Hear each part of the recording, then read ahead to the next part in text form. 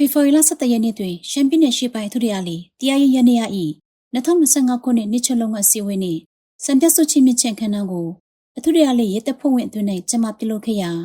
အသွေးရမှုအဖွဲ့အသွေးရမှုတရားရေးကော်မတီအသွေးရမှုဦးချေကောင်တရားရေးကော်မတီသူ့အသွေးရမှုများဖြစ်ကြသည့်ဦးရှင်ကွန်ဖန်တော်စုဟုံရဲ့ဦးဆိုင်ရီတို့အတီးတီတက်ရောက်ခဲ့ကြကြောင်းသိရပါတယ်2025ခုနှစ်အတွင်းရဲတပ်ဖွဲ့ဝင်များသည်နေဆက်ဒေတာနယ်နိမိတ်စီကိုခိုင်မာစွာကာကွယ်ဆောင်ရှောက်၍မူရင်းစေဝါတက်ပြဲလုပ်ငန်းကိုနှက်ဆိုင်စွာဆောင်ရွက်ခဲ့ကလူမှုတန်ဝန်တည်ငြိမ်အေးချမ်းရေးကိုကာကွယ်ဆောင်ထင်ခြင်းတရားဥပဒေစိုးမိုးရေးကိုတည်ဆောက်ခြင်းနေဆက်ပြကျော်ပူပေါင်းဆိုင်မှုလုပ်ငန်းများ၌တည်တာသောအောင်မြင်မှုရလဒ်များကိုရရှိခဲ့ကြောင်းပထမဦးစွာနှစ်တစ်တွင်ရဲတပ်ဖွဲ့အားတည်ဆောက်မှုကိုမြင့်တင်ဆောင်ရွက်ပြီးတင်ကျက်စွာစီမံခန့်ခွဲခြင်းနှင့်ဂရုဏာထားခြင်းတို့ပေါင်းစပ်၍နိုင်ငံရေးရည်သွေးမြင့်၍တမဏိပမာမာကျော်သည့်ရဲတပ်ဖွဲ့ကိုတည်ဆောက်တော်ရမည်ဖြစ်ကြောင်း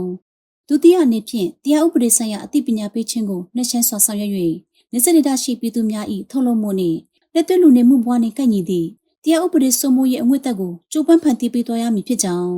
တတိယအနေဖြင့်မူရေးစေဝါတိုက်ဖြစ်ရေးကိုအဓိကထားပြီးဘေးရဆောက်ထုတ်သည့်နှံစိုက်ပျိုးရေးလုပ်ငန်းများနှင့်ဆက်ဆက်သည့်လုပ်ငန်းများအားစီမံခန့်ခွဲမှုကိုနှက်ဆိုင်စွာဆောင်ရွက်က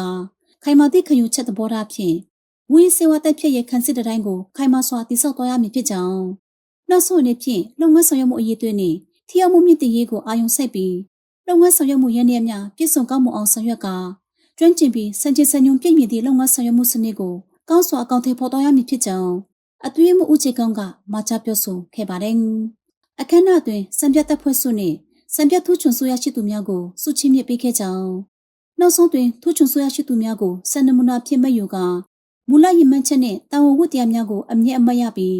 နေဆက်ဒေတာနယ်နိမိတ်စီကိုကာကွယ်ဆောင်ရှောက်ကမူရေးစေဝါတိုက်ဖြစ်ရေးလုပ်ငန်းကိုနှက်ဆိုင်စွာဆောင်ရွက်၍ဒီရရေရှိတည်ငြိမ်အေးချမ်းရေးနှင့်ဖွံ့ဖြိုးတိုးတက်ရေးအတွက်တရားရေးရန်နေရကအုတ်တချက်တဲ့ပွင့်ပံ့ပိုးကူညီသွားကြမည်ဟု